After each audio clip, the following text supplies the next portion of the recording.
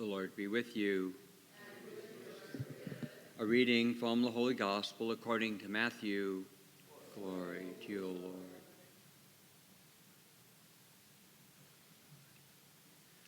This is how the birth of Jesus Christ came about. When his mother Mary was betrothed to Joseph, but before they lived together, Mary was found with child through the Holy Spirit. Joseph, her husband, since he was a righteous man, yet unwilling to expose her to shame, decided to divorce her quietly.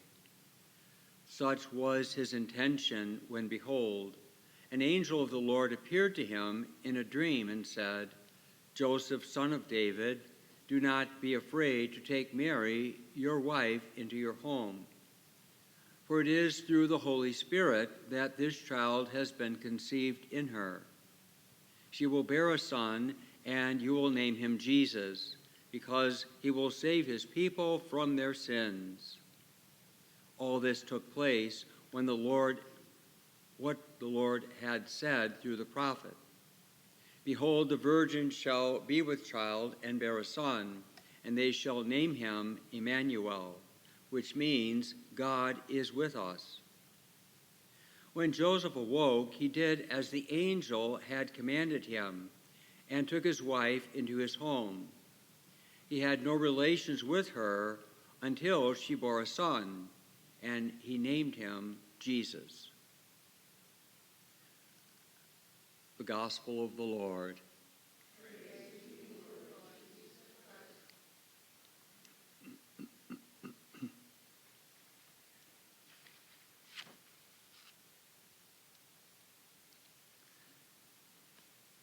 If only in a half-attentive way, it's pretty clear that these readings are sort of kicked up a notch, if you will, because as I mentioned yesterday, interestingly, we're kind of in a prevenient octave, an octave 8 days before the birth of Jesus, the Nativity. So the readings are heightening who he is, what he's about, and what he's going to do. The readings are increasingly, in some ways, filled with joy and hope and promise, but they're also filled with great tension. Today's reading from the prophet Jeremiah, widely characterized, I think as I mentioned yesterday, is on the one hand another prophecy, but it points ever more closely to the fulfillment of that very prophecy. Simply can't miss the point that the coming of Jesus is really an act of justice done by God, as only God can do. It might be helpful to realize and understand, we've all heard 100 times or 100,000 times, God is love, and God is the essence of love. But what does that mean? What does it look like practically or functionally among or around the human family, humanity? God's justice is righteousness, and righteousness is right relationship with God. I think I've said before, I often use, not quite daily, Jesus Calling. And on several days, at least a couple of times a month in that daily annual devotional, Susan Young, who is the author, if I'm saying that right, or is it Sarah, will often say that when Jesus sees us, he sees us in the robe of his righteousness. He sees us in the justice of God, ironically, but no contradiction, in the justice that Jesus gained for us and gave to us in his dying on the cross. We are made righteous by Jesus through his dying and rising. He who knew no sin became sin, so that through him we might know the righteousness of God.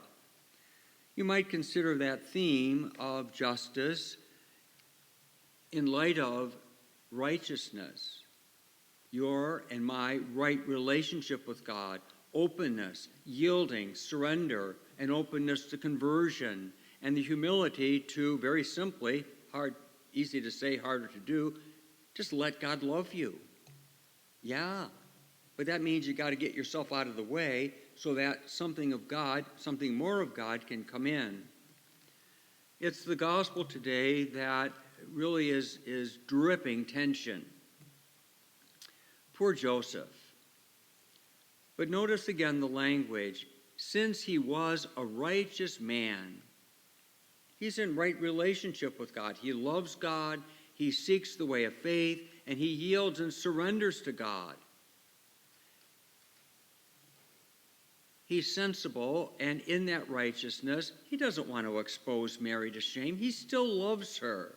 He must be heartbroken and just out of his mind with like craziness, really.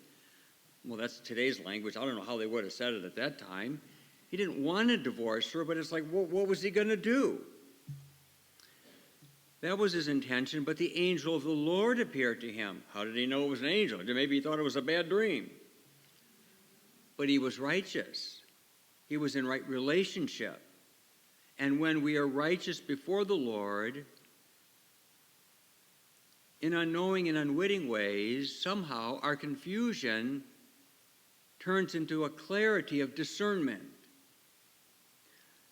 You could say in a simpler way that God, as only God could do, is confirming the message that Mary gave to Jesus. But Joseph, the angel said, you'll conceive by the power of the Holy Spirit. I didn't do it, God did it. So in a way, God, through the angel, is only confirming for Joseph what Mary has already told him.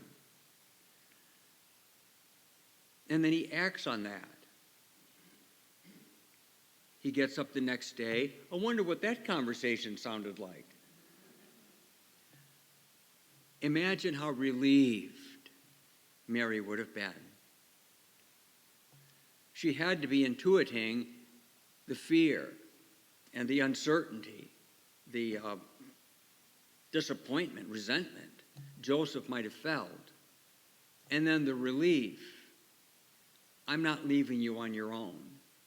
So Mary could put away the fear that she would be a single mother in a culture that would have shamed and rejected her. Put away her fear that she would have to raise the Messiah by herself, however she understood that to be. The tension of both are relieved because Joseph now knows what Mary believes. Mary believes it was by a power and an action of God. And then God confirms that in Joseph. So he can let his tension go so that he's able to surrender not only to an angel, to God, but now he surrenders to Mary. That's righteousness. That's justice. You could say, on the other hand, well, God wasn't going to leave her on her own. But God has to work through human beings, and he did, and does, and will. And so the prophecy is fulfilled. What the Lord had said through the prophet, behold, the virgin shall be with child and bear a son. She was, and she did. And he shall be called Emmanuel, and he is. God is with us. There's the punchline. God is with us. In righteousness and in the justice of God, which is mercy, we simply have to get out of the way and make some space in ourselves for God to be with us. Holy Spirit, if necessary, give us all an angel. Otherwise, just open us so there's more room for Jesus so we know he's with us now and forever.